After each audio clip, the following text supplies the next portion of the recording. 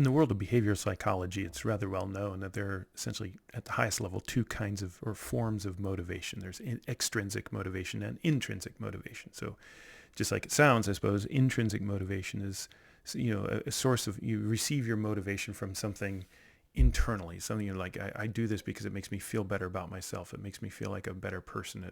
It gives me a positive sense of well-being, whatever it may be. And then there's extrinsic motivation, is I'm motivated to do this for some sort of external reward, some sort of payment or prize or recognition from others, whatever it might be.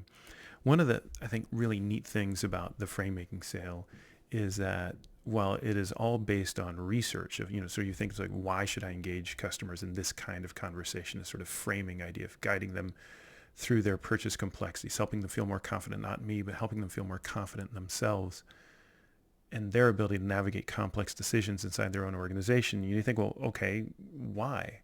Well, we start in chapter 1 with really the story of extrinsic motivation. The reason why this matters, the reason why you might consider doing this, is because we have a huge amount of data and walk through it in the book that makes a very powerful argument for this being the single biggest driver of what we've come to call a high quality, low regret purchase decision. So if you're looking for the shortest, most reliable path to driving growth for your company, it is simply to help customers feel more confident in the decisions that they're making on behalf of their company. In fact, when customers report a high degree of decision confidence, they're not 10% or even 100% more likely, but 10 times more likely to make a high quality, low regret purchase. It's an order of magnitude. So from an extrinsic perspective, if you just think about sort of why would I do this? Because while there's no guarantees in life at any stretch, and this is again just data based on probabilities, if you're looking to increase the likelihood, this is by far the single best way to increase that likelihood and essentially get paid. Want to go to Cancun?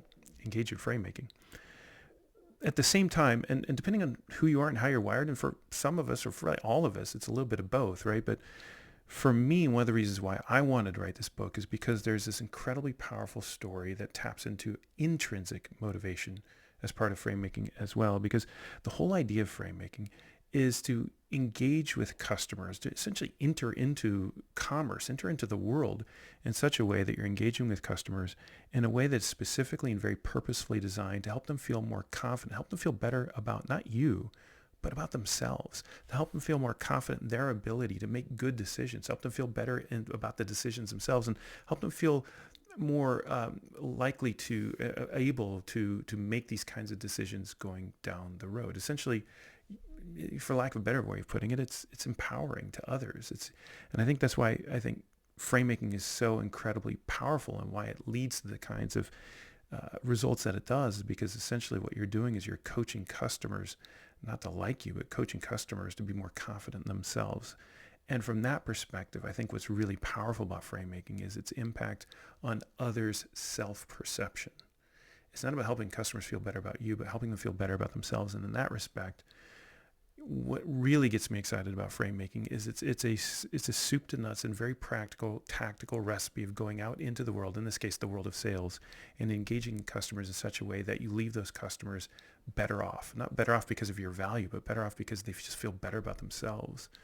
And so one of the ways we sum up the book in the very end of chapter 10 is that, if there was ever a time when doing sort of what's right for the world and what's right for sales have been more aligned than today, I don't know when that time is.